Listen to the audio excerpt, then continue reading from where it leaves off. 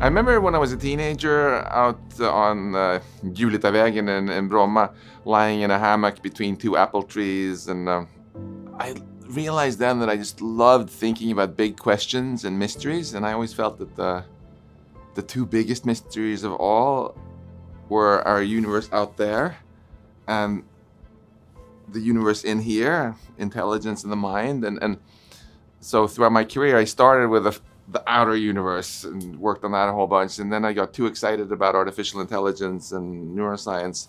And that's what I've been researching here at MIT for the past 8 years. And it's just a crazy exciting time. You know, just 4 years ago, most of my colleagues thought that we were decades away from something as smart as ChatGPT-4 because they thought we can never make machines that master language and human knowledge until we figured out how our brain works. And we're nowhere near it, still. And it turned out there was an easier way to make machines that think well. And this reminds me a lot of the situation with flight.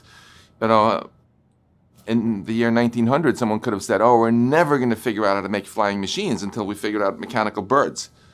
But that was completely wrong, because there was a much easier way to build machines that could fly much faster than birds even. And I think that's what we're seeing.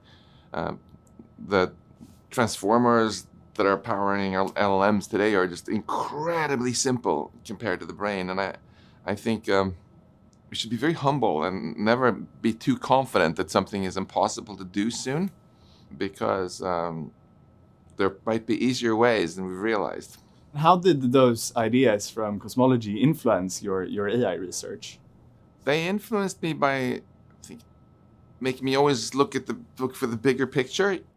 I think today, especially young people, almost put an equal sign between artificial intelligence and artificial neural networks. Some even put an equal sign between AI and transformers, the particular kind of neural networks that powers ChatGPT. I think that's way too narrow-minded. I think transformers are going to be remembered as the vacuum tubes of AI. You know, vacuum tubes were the first technology that really let us build electronic computers, but then we found better ones. And I'm pretty confident that in not too many years, we'll have found much better AI architectures than what we have now, which let you do the same thing with much less data, much less power, much less electricity use. Do you think the brain does something different than a next token or next word prediction? For sure. Our brain, for example, is a so-called recurrent neural network where information flows around in loops. There are no loops in a transformer, and that's very interesting, actually, because one of the more detailed theories of what causes consciousness, the subjective experiences of colors and sounds and love and so on, is that you need the loops for it. But we can, of course, train recurrent neural networks also, and I suspect that the new AI architectures, which will end up being better than today's transformers, will probably combine a few additional ingredients like this that the brain uses that the transformers don't. Human brains learn from often a lot fewer examples. We need a lot less training data than the big AI systems of today. And you see these data centers going up using many, many millions of watts. You know, your brain, 20 watts. So clearly, we can get more ideas from the brain, but we don't have to totally understand how the brain works. When the brain was optimized by evolution, it was constrained to only develop a biological computer that could self-assemble, and that could do it with only using the most common atoms in the periodic table. You know, really weird constraints that engineers just don't care about. Whereas there was no need for it to be simple and easy to understand. Whereas that's where we tend to be limited by as engineers. And what do you think is this missing ingredients? So you mentioned recurrence. What do you think is required to get these models to do more reasoning? I'm not going to give you a glib answer because I think I don't know and nobody knows exactly. But if you very crudely think of the history of AI as two stages. Stage one was go-fi, good old-fashioned AI, where you had these symbolic, logic-based systems. And then stage 2 was the self-learning neural networks that largely crushed the old stuff. This has made us think that the neural networks are like the better, cooler one. But if you look in the living world of animals around us, it's kind of been the other way around. Cats and dogs and eagles have often better vision systems or olfactory systems, etc., than we do. What's special about humans is not that we can see better than an eagle, it's that we can also reason with symbols and communicate with human language and mathematical language and programming languages, and somehow we can combine the old AI and the new AI in a seamless way. And that's how I see the path to superhuman AI going as well. That people figure out how to take these powerful new systems, merge them with a lot of these more symbolic techniques, so that in a way a bit more like how we humans do it. And what's really fascinating with this is the analogies that the models are able to take. So you train a model on code, it gets better at human language as well. And so it's able to derive some higher abstraction, which allows it to do transfer learnings between two entirely different domains, which speaks to sort of, how important analogies are, and analogies both for the human brain, which seems to be the majority of sort of what makes up how we reason, but equally for these models. What do you think are some of the most interesting sort of analogies that you've come across when studying these models, of how it's able to draw these conclusions based on derived insights from different domains? Yeah, this is something we work a lot on in my AI research group, because 8 years ago we switched from doing physics to doing machine learning, and we sit in this very office and talk very much about this question: how do these analogies get discovered? How do machine learning systems generalize from one thing they've learned in one domain to other things? And we published some recent papers about it, which I find really cool. And it's all about discovering patterns, which neural networks are very, very good at. You feed it a massive amount of data, and then it starts to see patterns. Like, wait a minute, like, for example, you have a large language model read all the text on the internet, and then it realizes that actually all these places, it makes more sense if it chooses to represent them in a two-dimensional space, a map, even if it's never seen a picture of a map. And then we wrote a paper where we looked inside Llama 2, and there is a map sitting there, literally, where Stockholm is here and Göteborg is there. And once it's realized that it can represent things like this, it can now start answering questions that it never saw in the training data. Like if you ask it, is Göteborg west of Kathmandu, it probably never saw that question, but it has a map. It represented it this way because it to answer all the some other questions, right? And now, it can figure these things out. We see same things when translating. For example, if you look at how it represents words, it puts them in a sort of high-dimensional map, word embeddings. And if you there was a nice paper recently where someone took the word embedding of English words from reading a bunch of English text, and word embeddings in Italian from reading a bunch of different Italian text, and figured out how do you need to rotate and shift these things so that they kind of match well. And they got out a pretty good English-Italian dictionary just from these matching up these patterns. So I think these AI systems are learning a lot of these geometric patterns, and that's one of the key reasons that they are often able to generalize and actually answer whole new questions that they've never been trained on. Because that seems to be the way at which these models could also supersede current human knowledge, where they're able to draw these analogies between very different disciplines in a way which would have been infeasible for humans. Maybe you're clever enough to sort of master all human knowledge, but it seems like that's quite a difficult thing to do today, but these models can not only do that, but they can even fit it into their short-term memory soon with like the context windows. So Exactly. what's your perspective on that, in these models' ability to supersede the current human knowledge to go way beyond it? Yeah, I think it's absolutely going to happen, no doubt about that. And I mean, if you and I could just read all the internet and everything ever written in all the languages somehow and keep this in our minds, I'm sorry, I cannot. We would see a lot of patterns too. And when I talk to colleagues of mine who are working on training these models, they tell me themselves, they were pretty shocked, like, oh my gosh, this thing can translate English to Chinese? We never taught it to do that. Oh my gosh, it can code in Python. Like, how did it figure that out? And what I think we might be seeing a lot of in 2024 is patterns and connecting things, not just in terms of the basic knowledge, but also in terms of using tools.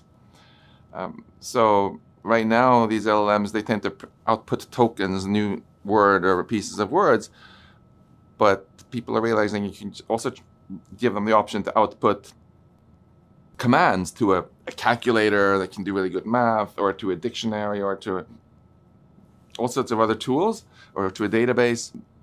And this is something we humans, of course, do routinely. If you're driving, you know, sending it almost becomes like an extension of your body. This can start to bridge, overcome a lot of the intrinsic weaknesses, I think, in large language models, because we have all these old-fashioned AI systems that can make very powerful tools. So if the LLM learn to use them, then they can get the best of both worlds.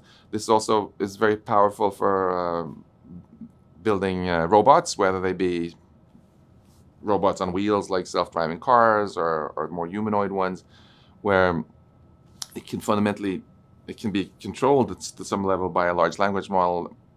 Then some of the tokens and outputs are just motor commands and things like that. And what do you think is the right way of looking at these models? Because, you know, initially they were language models, but now they're increasingly multimodal. Mm-hmm. Would you say there's sort of a compression of all the world's knowledge? Are they, you know, token predictors? Or what's the right way of viewing the current state of these models? It's pretty diverse. I think it's almost easier to look at the endpoint of where this is going rather than trying to classify exactly what happens right now. There's a huge commercial pressure to build systems that are agents. Traditional LLMs are more like an oracle. You ask it a question and it gives you an answer. But there's so much commercial value to have agents which will actually do stuff, take information and figure out what actions to take to accomplish some goal, and then go out and do it. And I think 2024 will probably also maybe be remembered as the year of the agents, when we start seeing a lot of more autonomous systems, first purely software ones on the internet, and then gradually we'll get more and more physical agents too. This can, of course, be great for many purposes, but this is also obviously something we have to be careful with, because if we have a lot of autonomous systems act in the world, you know, it starts to feel less like just a new technology like electricity and more like a new species. Do you think that we could radically accelerate the rate at which we discover new science? And if we do that, what could that mean for the world?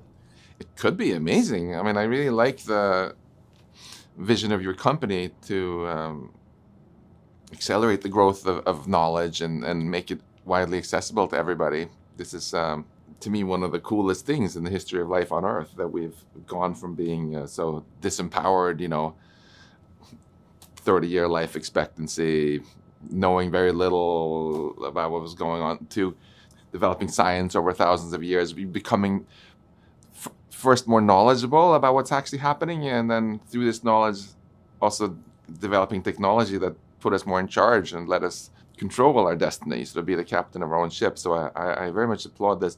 I think if you can have AI systems that can get very deep insights and very broad knowledge themselves, clearly that can revolutionize education. You know, my job is not just that of a researcher, even though that's what I spend most of my time on here in this office, but also very much as an educator. And to me, the first thing I always have to do before I start teaching something is make sure I really have a deep understanding of it, much deeper than what the students need to get later.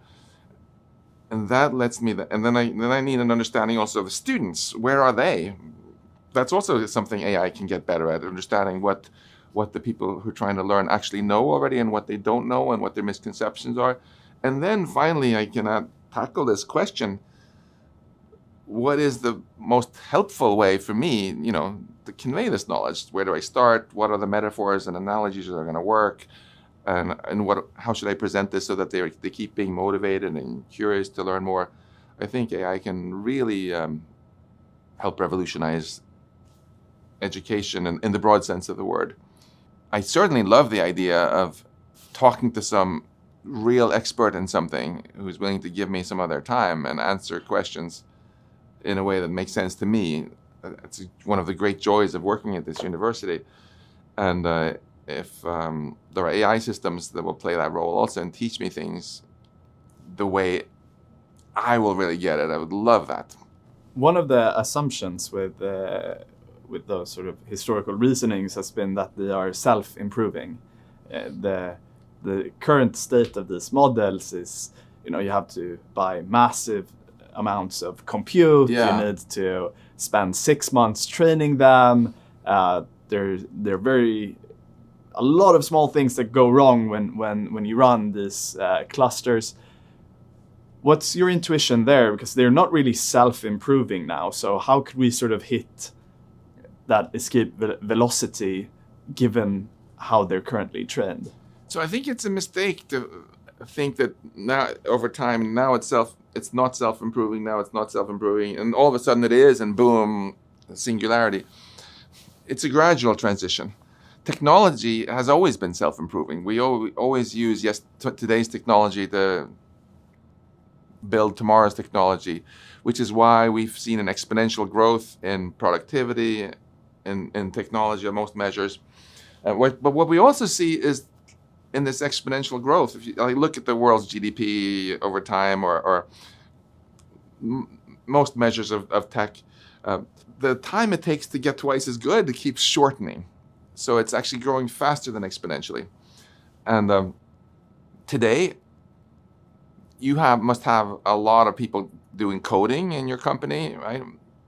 Who are using autopilot of some form. I don't know if it's making them twice as productive or 1.5 times or 3 times as productive, but this is already an example of how AI is enabling AI development to go faster. So it is a kind of recursive self-improvement, but there's still humans in the loop. It's just that over time, we get less and less humans in the loop. When we had farming before, like almost all people in Sweden were in that loop farming. Now there's like 1% in that loop. Similarly with software development, there'll gradually be fewer and fewer. If you look at a car factory today, there are way fewer people per car produced than there were 50 years ago. So I think that's how it's going to go. We'll see that you need fewer and fewer and fewer humans in the loop. At some point, there'll be might be no human in the loop, and then things will take off even faster. But you're going to start noticing the approach. Why do you have such a strong bias towards humans compared to the AI models? Because I am a human, I have a lovely little 1-year-old Leo. Yeah. And when I look into his eyes, I feel he's my son. Of course I should feel more loyal to him than to some random machine, shouldn't I? And I feel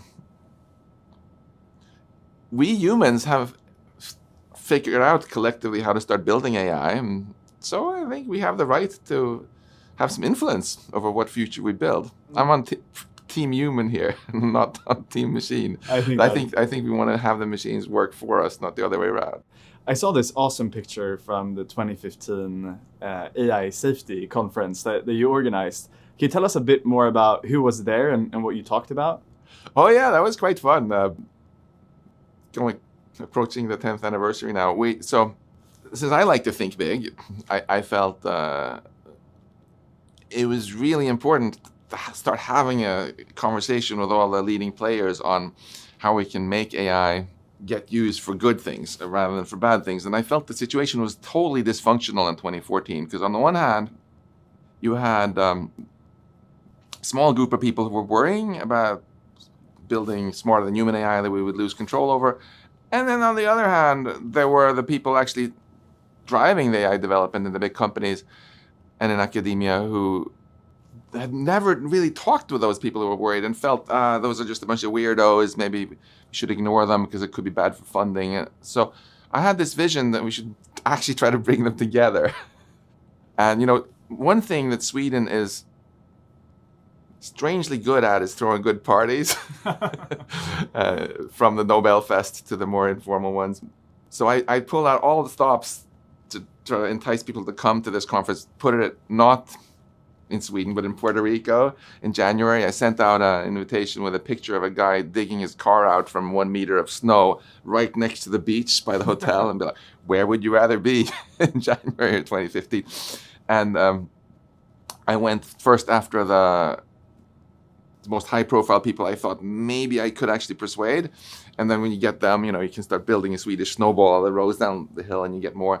And in the end, we got amazing people. We got Demis Hassabis, the CEO of DeepMind. We got Elon Musk. We got really top professors from academia, and also all the top people who had been worrying, from Eliezer Yudkowsky to Nick Bostrom and so many others. And to make sure they didn't kill each other, we had a lot of wine and it was very pleasant. And I was really happy with how this ended up. Everybody came together and signed a statement saying, yeah, the risks are real. Let's deal with them, and let's do research not just on how to make AI more powerful, but also on how to make it safe and transparent and controllable. Elon Musk said, okay, I'll give you 10 million to do a grants program to start getting a bunch of nerds working on this. So we launched that, and pretty quickly, this field, it stopped being taboo to talk about AI safety, and the technical AI conferences would start having the nerd sessions basically on these topics. So that also made me realize that even very few people can often make a big difference. Many times, things that need to happen don't happen just because of the bystander effect, and I think that's a message to anyone listening to this. If they have an idea for a new startup or just some new social movement or anything, and they're like, this must be impossible because otherwise someone else would have done it. No, it might very well be that nobody else actually tried very hard yet. What were some of the things that people disagreed with the most at the conference? I mean, there were big differences in the forecasts people had for how long is it going to take to get smarter than human AI. There were also big disagreements as to whether people thought it would probably be fine or great, or whether it would probably suck. But everybody pretty much agreed that it might happen, and it might happen soon. So with that humility, it makes sense to take some precautions. Even the people who thought it was very unlikely that humanity would go extinct, these are people who still buy fire insurance on their house. That doesn't mean they think their house is probably going to burn down. But just in case, why not prepare a little bit? Maybe also put in a smoke alarm and have a fire extinguisher handy. And, given the enormous amounts of money we're spending right now on training ever bigger models and making AI more powerful, it's pretty reasonable, even for people who are sort of skeptical of the risks, to say, well, let's spend at least some substantial amount also on figuring out how to make these systems safe. And one of the best boxes you have in your office is the bananas box. What do you think is some of the most bananas ideas, but that could work, that we are not paying enough attention to? For AI? Generally. I think for AI in particular, if there is something really bananas that we're not paying enough attention to, it's probably that we're thinking too small in terms of architecture design. We're looking at the transformer and thinking about like minor tweaks. but there could easily be completely different types of architectures. Even just look at the history of computing. How many times we've had like a quantum leap in architecture. First Alan Turing and Charles Babbage and so on, they were like thinking about mechanical computers. And there was a pretty big shift to go from that to starting to do electronic ones like ENIAC and so on. And those computers, which is like when I was a teenager and first learned to code, that was again a completely different paradigm of computation where you program everything in and compile it into machine code than a neural network that just teaches itself. Our brain, the solution that biology came up with is again very, very different. And if you just take a step back and say, I'm going to give you a big blob of atoms, what's the best way to arrange these to be really smart? It might be something we haven't thought about at all. And the neat thing is, if we start getting ever more powerful AI and we can, to the point where we can use AI to figure out how to make much better AI, it will probably discover those really, really clever things. So my prediction is actually that even though now we're getting these ever more ginormous data centers the size of an airplane hangar where you have to almost put a nuclear reactor next to it soon to power the whole thing, that's just temporary. I suspect that we're overcompensating for our really poor software architectures with just ridiculous amounts of hardware and training data. Once we get over that hump, we'll realize that you could do it all with much less hardware, much less energy, and much less training data. I mean, it's quite absurd that we weren't using like mixture of experts and so on in the prior designs of some of these models, and also that we weren't curating the data sets sufficiently. What do you think are the most promising like new architectures that you've seen that you think we should be exploring more? So I mentioned tool use by LLMs. I think more generally, what's very promising is scaffolding, where you think of the LLM as just one component in a bigger architecture. Kahneman, who sadly passed away at around age 90, just very recently, used to talk about system 1 and system 2 in our human brains. System 1, the fast thinking, the intuitive thinking, is a lot like neural networks, where system 2 is the more logic-based symbolic reasoning we have, which lets us speak Swedish and English and math and Python. And if you think about a future where the neural networks, the transformer, say, is system 1, you can imagine that it's just part of this bigger architecture, which can enable more clever database structures, all sorts of tools, loops, various other techniques. I could totally see this kind of neural network with scaffolding around it being way more powerful than today's systems. Do you think it's necessary to change that underlying model architecture, or can this be a heuristic on top?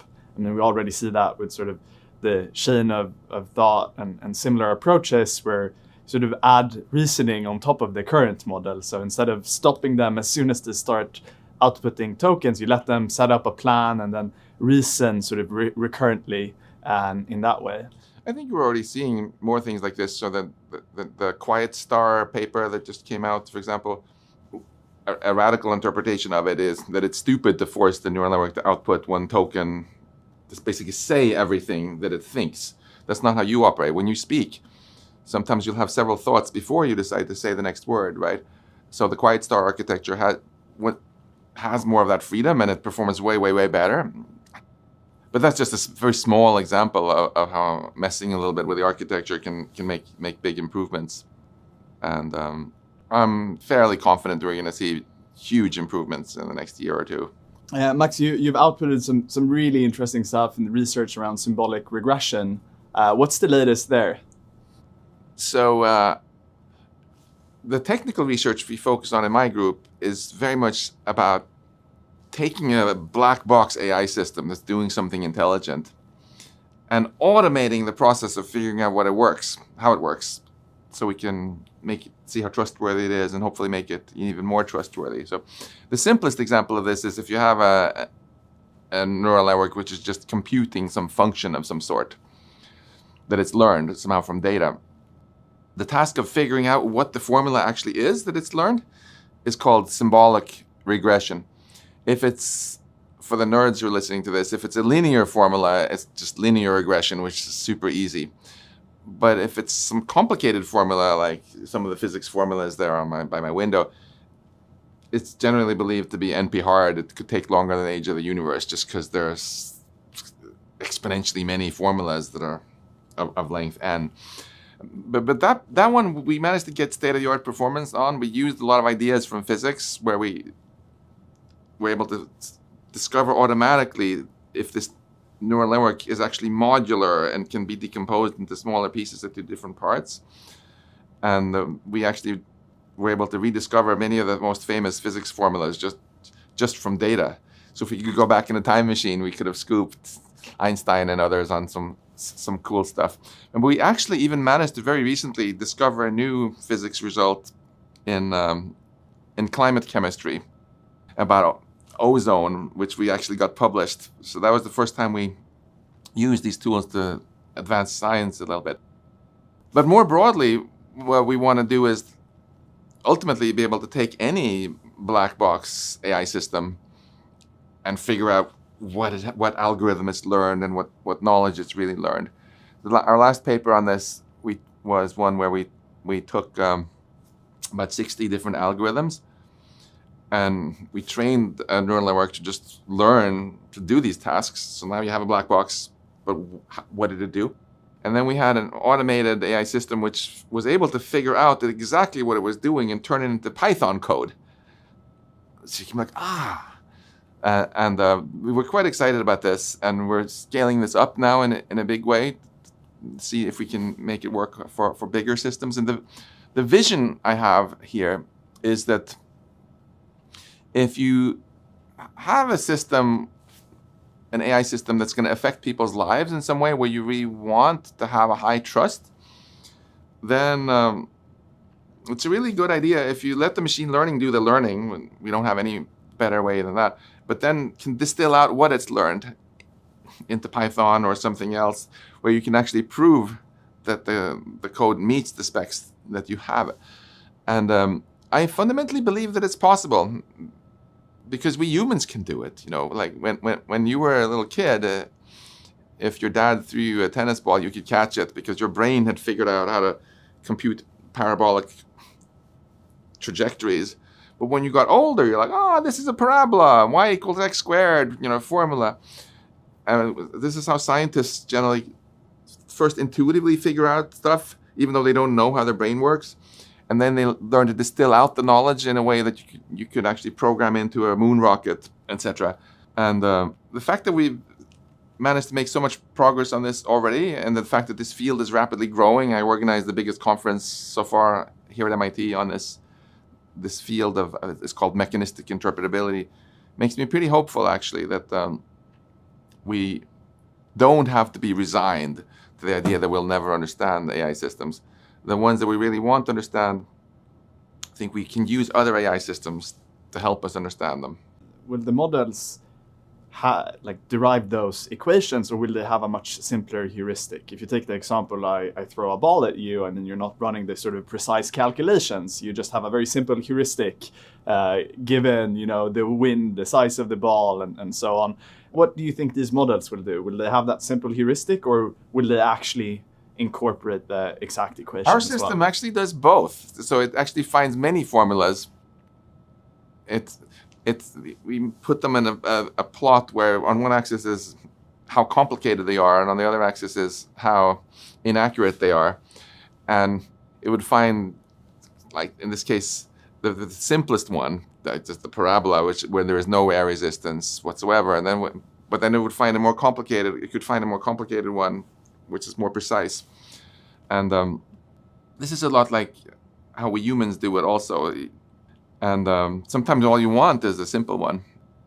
But in the big picture, I think there's been too much pessimism on this question about whether we'll be able to build systems that we can actually trust and even prove things about. Because people have made this mistake of assuming that all the work in interpreting and proving has to be done by people.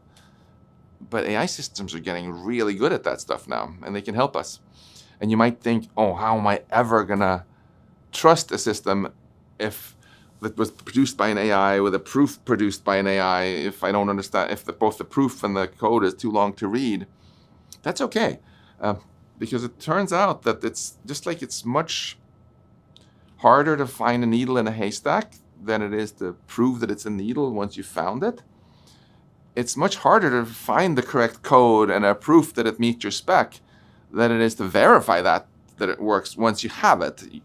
So all you have to do is actually understand your proof checker, which can be 300 lines of Python, and now you can fully trust some very powerful systems that have been made by an AI. And you've had a lot of awesome folks there's at the university, and there's this one story about Douglas Engelbart running into Marvin Minsky, and Marvin Minsky's telling Engelbart about all of the things he will make computers do. They will reason and they will be conscious and so on. To which Engelbart replied, "You're going to do all of that for computers? What are you going to do for humans?" What are some of those stories? I mean, did you have any interactions with Minsky or other ones of these sort of OG AI folks, and how did you see their perception of AI change as sort of the field advanced? Most of the top AI thinkers and business leaders that I know don't have as much time for just to step back and reflect as they probably wish they did. It's tough to run a company, for example. And I get the sense many of them also had this idea that, well, first I just need to get this thing to work, and then I'm going to figure out my strategy for how to make sure this is good for society, you know. And then many of them were really taken by surprise that ChatGPTs and Stable Diffusion and so on came like decades before many expected. And oh my God, now what are we going to do about this? What I would love to see ultimately happen to make sure we get a good future is actually to give back some time to these people. If you look at all other technologies that have the potential to cause harm, we have a solution for how we do it with all of them. Whether it be airplanes or medicines, we always have safety standards.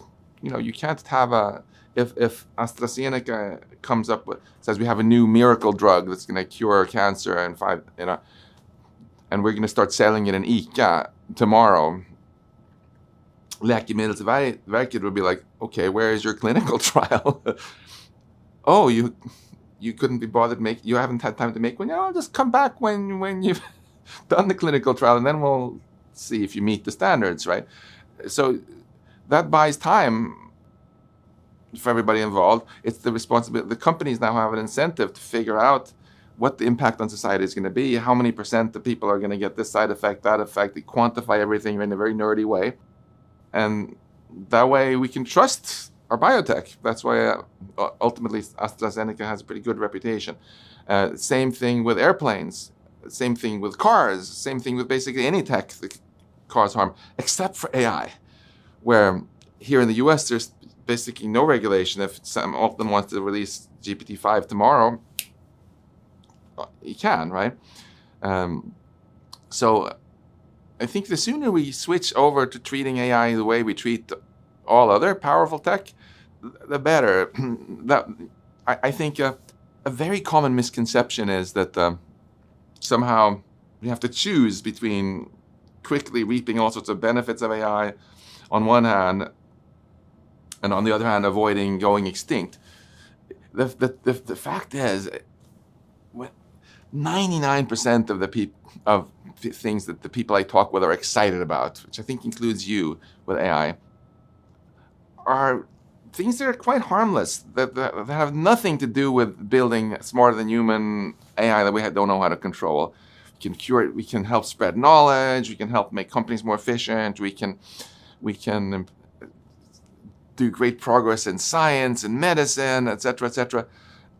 So if we put safety standards in place that just end up slowing down a little bit that last %, the stuff that we might lose control over, then we can really have this age of abundance for a number of years now, where we can enjoy revolutions in healthcare and education and so many other things without having to lose sleep that this is going to all blow up on us. And then if we can get to the point eventually where we can see that even more powerful systems meet the safety standards, great. If it takes a little longer, fine. We're not in any great rush. We can have life flourishing for billions of years if we get this right. So there's no point in risking squandering everything just to get it 1 year sooner. You're a big history nerd. What do you think is most analogous to this in history? Is there any historical inventions that we can learn from that will behave quite similarly? Yeah. So in 1942, Enrico Fermi built the world's first nuclear reactor in Chicago under a football stadium. And when physicists found out about that, they totally freaked out. Why? Was it because they thought this reactor was really dangerous? No, it was really small, low energy output. It's because they realized that now we're only a few years away from the bomb. And 3 years later, Hiroshima and Nagasaki happened, right? There's a nice analogy there, because around that time in 1951, Alan Turing said that one day machines will become as smart as people, and then very quickly they'll become way smarter than people because we're biological computers and there's no reason machines can't do much better. And then the default is we lose control over the machines. But I'll give you a little canary in the coal mine warning, so you know when you're close. The Turing test. Once machines become good enough at language and knowledge that they can fool a lot of people that into thinking that they are human, that's when you're close. That's the Enrico Fermi moment, when you might have a few years. And last year, Yoshua Bengio, one of the most cited AI researchers in the world, argued that GPT-4 passes the Turing test. You can squabble about whether it's passed the Turing test or whether we'll pass it next year, but we're roughly there at the Enrico Fermi reactor now for AI, when it's high time to just take seriously that big things are going to happen soon. And let's get it right. Let's prepare. So one final question. We meet here at your campus, 2 decades from now. What do you think is the best case scenario? The best case is we're still alive and we're happy and the humans are still in charge of this planet, except there's no more famine, no more wars, the climate is all good, and we have basically managed to solve the biggest problems that have stumped people throughout the ages. That's the win case that I'm going for. And what do you think happens once we've solved all problems, we've found treatments to all diseases? What does that world look like? Well, Nick Bostrom just wrote a book on exactly that, the solved world, as he calls it. I'm not spending too much time thinking about that yet. I'd rather have the luxury of thinking about that once we've actually gone a little closer to solving it. Now, right now, there's so much exciting stuff to be done, both on the nerd side, on figuring out how to make systems that are more trustworthy, and also on the societal side of just making sure that our politicians put good safety standards in place. So that's where I'm spending my energy. So let's get to some of the easier questions. What do you believe is the meaning of life now, having the easy questions?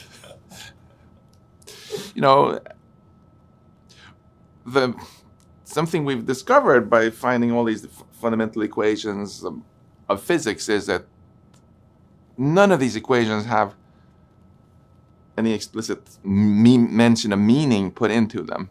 So I think it's rather up to us conscious living beings to create our own meaning, frankly. I think that consciousness and positive experiences is at the heart of this, because even beauty and love and passion and kindness and hope are also conscious experiences, after all. I don't think my desk here is having any of those experiences. And in other words, I don't think that